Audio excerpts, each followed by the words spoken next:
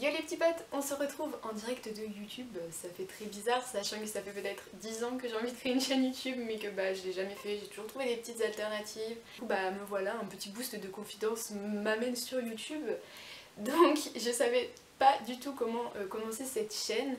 Donc avec grande originalité, je vais faire une petite FAQ. C'est des petites mutuals sur Twitter qui m'ont posé des questions. Et y répondre en espérant que ça va vous aider à mieux cerner le personnage qui a d'ailleurs beaucoup de cernes.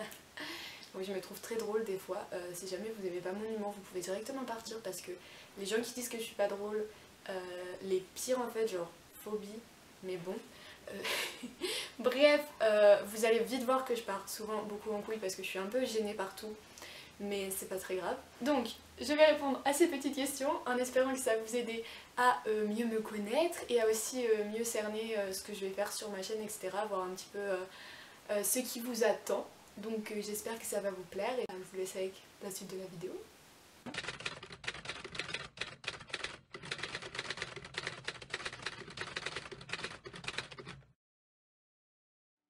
Alors, je vais commencer avec, donc j'ai mon petit téléphone, désolée si je regarde pas trop la caméra en ce moment, mais là ça me fait peur, vous voyez, c'est intimidant quand j'aurais pris l'habitude peut-être, mais bref. Je vais commencer par un compte Twitter qui m'a posé des questions qui n'est pas du tout un de mes mutus. Vous savez, c'est les comptes Twitter un peu bizarres, genre il n'y a qu'un follower. Du coup c'est des questions genre mon prénom, mon âge, tout ça. Donc commençons tout de suite avec comment t'appelles-tu? Je m'appelle Zoé, j'ai 16 ans, je pourrais vous dire 16 ans 3 quarts quasiment parce que je suis née le 29 mai 2002, voilà, mais je suis en terminale L parce que j'ai sauté une classe qui est la classe de CP, que j'adore dire que c'est la classe la plus difficile à sauter parce que vous vous rendez compte, genre il faut savoir lire, il faut savoir compter, bref, très compliqué. En tout cas j'ai sauté cette petite classe. Il m'a ensuite demandé combien d'animaux j'avais, et bien j'ai 2 chats. Et il m'a demandé si j'étais déjà allée au cinéma, alors oui quand même. Après je n'y vais pas souvent parce que ça coûte cher et que j'ai clairement genre jamais le temps. Ou alors vous allez vouloir me tuer. Mais j'adore aller au cinéma, vraiment les films toute ma vie. Mais à chaque fois je me dis, tu rates quand même une après-midi entière en allant au cinéma, genre ma journée elle passe en 2-2. Du coup à chaque fois c'est chaud, j'ai toujours l'hésitation et tout, puis ouais vraiment ça coûte trop cher. Mais à chaque fois ça m'énerve, genre je suis là, putain il y a ce film qui sort au cinéma, faut grave que je aille le voir. Et je ne vais jamais voir le film au cinéma, j'attends 4 mois avant de pouvoir le voir. Donc bref, on m'a demandé une série que tu conseillerais et pourquoi. Alors évidemment si je dois vous conseiller qu'une seule série, je vous conseille Friends parce que c'est la série de toute ma vie. Clairement Friends c'est la série que tu peux regarder n'importe quand t'es triste, quand t'es heureux, quand t'as besoin de réconfort, quand t'as besoin de tout ce que tu veux. C'est une série en plus qui dure, enfin les épisodes durent que 20 minutes, donc c'est vraiment pendant que tu manges, tu mets Friends, le soir quand tu veux te coucher tôt mais que t'as quand même envie de regarder un truc pour te détendre, hop tu mets Friends et tout. Enfin c'est vraiment, depuis que je suis toute petite je regarde Friends en boucle, quand ça passe à la télé je suis là, enfin tout le temps. Et c'est vraiment une série qui me tient beaucoup à cœur et qui est hyper importante sur plein de choses qu'elle évoque et qui est quand même assez avant-gardiste pour les années 90 je dirais, parce que par exemple le personnage de Ross qui est plutôt détestable, enfin en fait on s'en rend pas forcément compte mais il dit plein de choses et il fait plein de choses, il a plein de réactions qui sont un peu les réactions communes de comment dire, de la société qui pourrait y avoir. Par exemple la femme de Ross en gros a rompu avec lui parce qu'en fait elle était amoureuse d'une autre femme et lui il est un peu genre c'est un peu le je suis pas homophobe, mon ex-femme était quand même lesbienne, tu vois, et genre des trucs qui collent pas, vous voyez, et plein de choses comme ça, enfin ça soulève plein de sujets importants je trouve, et même s'il y a peut-être 2-3 maladresses, faut quand même se dire que c'était dans les années 4, parce qu'il y avait eu un drama en fait, comme quoi ouais, Friends c'était problématique et tout, mais moi franchement je trouve que pas tant que ça, il y a peut-être quelques trucs problématiques, forcément c'est une série où il y a que des gens blancs, que des gens well-off, ils vivent dans un appartement assez bien et tout, enfin voilà, mais ça porte quand même des problématiques hyper importante je trouve, et c'est dit avec tellement de légèreté que ça fait du bien, voilà. Ensuite on m'a demandé quel pays j'aimerais visiter le plus tard. Un pays top one vraiment pour l'instant c'est le Canada, ça me fait vraiment rêver d'aller au Canada. J'ai les deux opposés, genre Canada, Australie.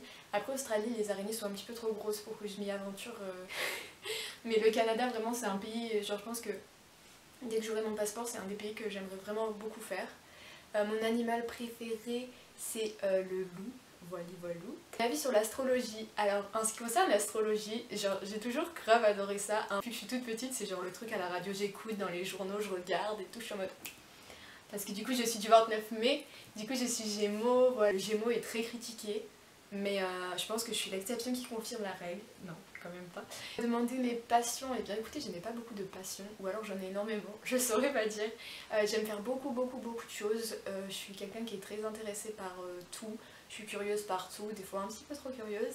Mais du coup je pense que ma passion numéro 1 ça reste lire, vraiment j'adore lire, j'adore lire, bref. J'adore lire, c'est quelque chose qui me procure énormément de bien et c'est un des seuls trucs où je me dis vas-y je perds pas mon temps à me poser peut-être toute une après-midi. Vous voyez, comparé au cinéma où je vous disais que j'avais l'impression de perdre mon temps, et bah le livre je me dis je peux m'y poser toute une après-midi, toute une journée, j'aurais pas l'impression d'avoir perdu de temps.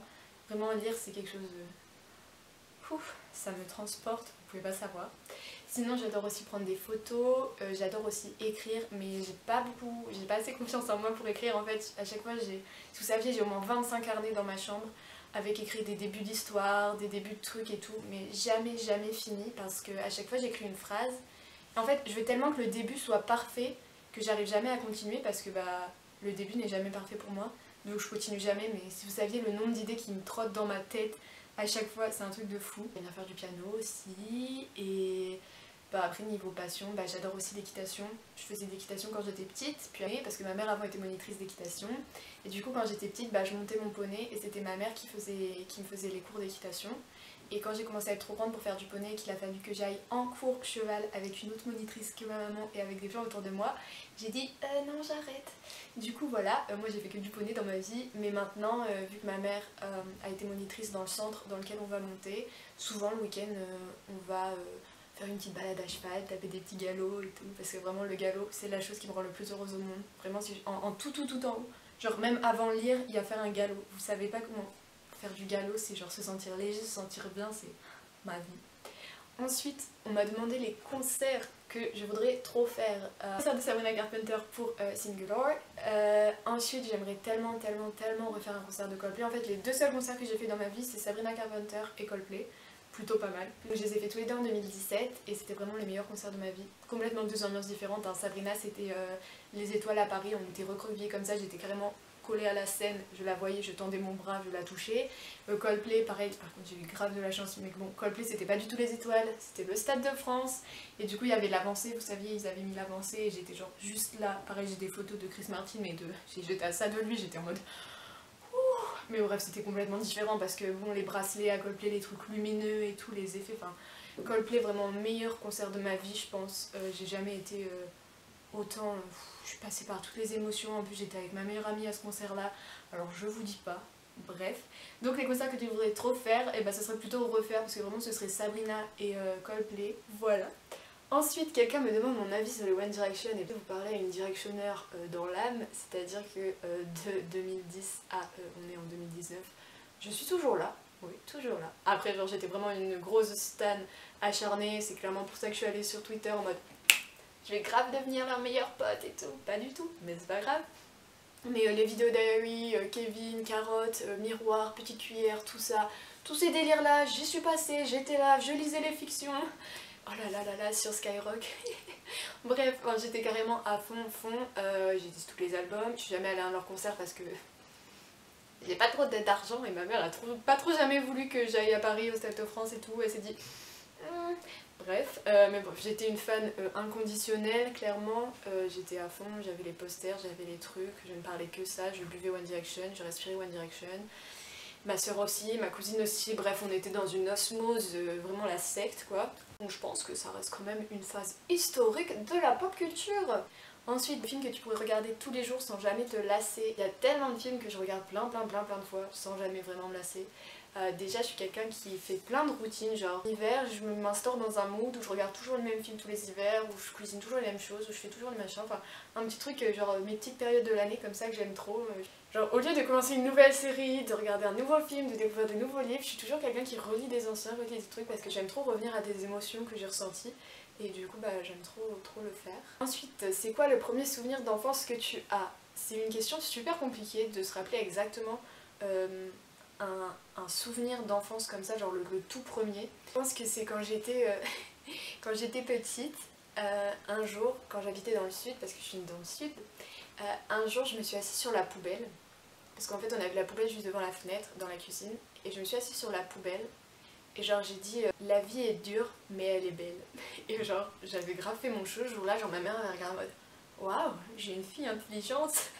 Et genre après elle s'était tapé une grosse barre et ça y est, c'est le truc qui tourne dans ma famille depuis toujours. On est en mode ouais Zoé, quand elle avait 2 ans, elle s'assise sur la poubelle et elle a dit la vie est dure mais elle est belle. Vous voyez, philosophe à mes heures perdues. Déjà à 2 ans j'étais une grande philosophe, vraiment mon cerveau, vraiment my mind. Bref, mais du coup, voilà, je pense que c'est un des premiers souvenirs que j'ai. Après, j'ai plein de petites anecdotes de quand j'étais petite, donc si vous voulez que je vous fasse une vidéo, mes anecdotes d'enfance et tout, ça pourrait être mimes. Ensuite, on m'a demandé tu voulais être quoi quand t'étais enfant. Alors, mon rêve d'enfant, c'était d'être Hannah Montana. J'avais les cheveux, il me manquait plus que le talent. Mais malheureusement, ça, je ne l'ai jamais trouvé. Ensuite, une anecdote drôle sur ton enfance. Bah tiens, on va en dire une. Un jour quand j'étais petite, c'est ma première blessure dont je me souviens. Un jour quand j'étais petite, on était allé au restaurant parce que mon père il fêtait un truc avec les gens de son boulot, bref c'était chelou, mais bref on était tous au restaurant, tout ça. Et ma soeur et moi on s'emmerdait de fou, il y avait que des adultes, ils étaient là à parler fort, à crier, nous on s'en foutait clairement. Et du coup on décide d'aller jouer au loup dans le restaurant. Donc nous jouons au loup, et là ma mère nous dit les filles, venez vous asseoir, c'est dangereux, on est dans un restaurant, je veux pas au loup quand même. Ma soeur très sage, très à l'écoute, une enfant sage, une enfant modèle, écoute ma mère, elle va s'asseoir à côté de ma mère. Moi, perdue dans mon délire, je cours, il faut pas qu'on me touche. Je continue à courir, je trace jusqu'à pouf, Zoé se rencontre nez à nez avec une pile de 10 assiettes et un serveur tout tremblant en mode oh mon dieu, je suis désolée, qu'est-ce que j'ai fait? Donc moi je suis perdue, je mets ma main là comme ça, j'avais mal. Je vais voir ma mère, il y a du sang, elle me dit bah tu saignes du nez. Et je la regarde, je sais ça, c'était ouvert. Grosse panique, ma mère qui dit à mon père il faut aller à l'hôpital et tout. Mais alors moi j'étais trop en mode bref, et du coup voilà, une anecdote drôle, je me suis pris une pile de 10 assiettes en jouant au loup, c'était cool. Après j'ai gardé le masque qu'on m'avait mis pour me recoudre, je l'ai gardé peut-être 4 mois, ça puait la mort, ma mère n'en pouvait plus, un jour elle l'a acheté, j'ai pleuré. Toujours dans les trucs drôles, un fun fact sur toi, un fun fact sur moi. Je pense que là vous l'avez remarqué depuis le temps que vous êtes sur cette vidéo, je parle toujours avec mes mains. Je parle très vite aussi, je fais que parler. Mais je parle toujours avec mes mains, je suis toujours obligée de combler l'espace de faire je sais pas quoi, mais bon, écoutez, c'est la vie. Ensuite, tu veux faire quoi comme étude? Eh bien, ça m'a longtemps trotté dans la tête, vraiment Parcoursup, grosse angoisse, mon futur, grosse angoisse. Mais là, les choses se sont plutôt dessinées, j'ai fait 8 vœux, toutes dans des facs d'histoire, voilà, donc pour l'instant ce serait ça pour mes études. J'aimerais grave aller en fac d'histoire parce que par rapport à ce que je veux faire plus tard, je pense que c'est ce qui peut m'ouvrir le plus de portes. Donc si vous vous demandez ce que je veux faire plus tard, c'est pas encore très précis, mais je sais que je veux aider les gens vraiment le plus possible. Et je veux voyager, et la fac d'histoire c'est un peu ce qui m'a permis de combiner ça, c'est-à-dire qu'en fait je veux des bases pour savoir ce qui s'est passé dans le monde, ce qui se passe dans le monde, parce que pour envisager le futur il faut bien connaître son passé. Et puis je veux aussi faire une option Sciences Po si je peux, ou suivre un cours de Sciences Po pour avoir des bases de géopolitique aussi. Et du coup j'aimerais vraiment voilà, avoir toutes ces bases, toute cette culture et tout pour après faire des choses bien au lieu de me plaindre de mon canapé, essayer de changer des choses. Faire des associations, travailler avec des organismes, travailler à l'ONU, plein de choses comme ça, c'est vraiment des choses qui me passionneraient, d'aider les gens, de changer un peu des choses parce que bon, on a un peu tout en main là maintenant, on nous laisse un peu avec de la merde à ramasser et faut bien qu'on la ramasse au lieu qu'on coupe dedans. Très belle métaphore. C'est hyper fouillis ce que je dis, mais du coup là, c'est qu'est-ce que je pense du réchauffement climatique. Alors le réchauffement climatique, je pense que c'est quelque chose sur lequel on doit être très vigilant et que c'est quelque chose d'alarmant, quelque chose qui nous concerne nous dans l'immédiateté et pour notre futur. Je trouve que notre génération s'en occupe pas forcément assez juste parce qu'on n'est pas assez informé et qu'on a un peu l'impression en fait tout nous est tombé tout cuit dans le bec, on avait déjà tout et on est que dans l'ère du progrès, dans l'ère du toujours plus, dans l'ère du machin, du coup de la société de consommation, tout ça, on est né dedans donc c'est sûr que c'est hyper compliqué de changer ce genre d'habitude parce qu'il faut vraiment amener la conscience auprès des personnes parce qu'il y a des choses tellement simples si vous saviez à faire pour aider, pour que ça aille mieux, des choses qu'on peut faire personnellement et petit à petit quand on les fait personnellement, c'est ce qui fait changer les choses parce que bien en changeant nos habitudes, on change on change le principe de l'offre à la demande, vraiment donc dans l'optique de ma chaîne de parler de ce genre, de faire des discussions ouvertes un peu et de parler de ce genre de choses qui sont hyper importantes et pour lesquelles il faut vraiment que voilà, il y ait de la conscience. C'est la 40e fois que je le répète, mais c'est vraiment quelque chose, il faut ouvrir les yeux et se mettre à agir. Ensuite, sur le féminisme, eh ben, je trouve que le féminisme c'est quelque chose de très bien quand c'est un féminisme qui prône l'égalité et non la supériorité. Du coup moi je suis d'accord avec le vrai féminisme, le juste féminisme, que c'est très utile vu nos sociétés, ce qu'elles sont depuis des années par rapport à la place de la femme, au rôle de la femme et tout ça. Mais je pense que c'est comme tout, et ça vous allez vite voir que c'est ma théorie que je prône, c'est le juste milieu. C'est comme tout, il faut jamais tomber dans les excès et c'est toujours pour l'égalité et l'équité. Et du coup, dernier sujet sur lequel on m'a demandé de réagir qui va donc de pair avec ce que j'étais en train de dire sur le féminisme, c'est le sexisme. Donc le sexisme, je pense que c'est quelque chose vraiment qu'il faut bannir. Il y a un moment, on est en 2019, c'est vraiment la phrase genre on est en 2019 les gars, mais vraiment qu'il y ait des choses qui étaient inculquées les siècles précédents. Écoutez, on veut du changement, on veut du progrès. Le progrès ça peut pas être que technologique, le progrès ça doit aussi être mental et un progrès sociétal. Pour évoluer il faut aussi évoluer mentalement, et le sexisme, le genre de choses qu'il faut bannir, des mentalités qu'il faut changer de A à Z. C'est pour ça que je pense qu'on est arrivé à un point où on va connaître une nouvelle révolution. Il faut qu'on évolue mentalement dans nos comportements, et je pense que pour que l'évolution se fasse, il faut qu'on change tout notre modèle de société, parce que ça fait des siècles que notre modèle de société il est comme il est, et on a beau essayer, on n'arrive jamais à changer ce qu'on veut, que ce soit au niveau du sexisme, au niveau du racisme, au niveau du réchauffement climatique, au niveau de plein de questions éthiques. Il y a des choses qu'on n'arrive pas à changer parce qu'on est rentré dans un système qui fait qu'on ne peut plus en sortir. Donc là je pense que c'est un peu à notre génération de se bouger le fessier et d'essayer de changer les choses, de redessiner un système qui soit juste et bon. C'est un peu utopique ce que je dis, ça fait un petit peu la meuf voilà, qui est assise devant sa caméra, bien chez elle, dans son petit confort, et qui est en mode il faut changer le monde, changer notre manière de vivre, changer notre manière de voir les choses, aimez-vous tous, soyez tous gentils, vive l'humain, vive la planète. Mais bon, écoutez, c'est un peu ça, dans le sens où faut bien commencer quelque part. Alors je sais que c'est très dur de se séparer de son confort, je suis bien contente d'être assise dans mon lit, d'avoir un toit sur ma tête, et c'est toutes ces choses pour lesquelles je suis reconnaissante. Et si j'ai cette opportunité là, je vois pas pourquoi d'autres pourraient pas avoir cette opportunité là, et c'est pour ça que je veux changer les choses. Alors oui, ça prendra du temps, oui c'est un peu utopique, oui ça ne se fera pas en un claquement de doigts. Il faut comprendre voilà, que les choses prennent du temps et que tout peut pas se changer comme ça. On termine là-dessus, quelle belle note de philosophie. Donc c'est la fin de ma première vidéo, et oui, je suis arrivée au bout. J'espère qu'elle vous a plu, que je vous ai pas trop saoulé, pas trop ennuyé, que j'ai pas trop dit de conneries et que c'était pas trop fouillis. Parce que bon, avec moi c'est un peu toujours comme ça.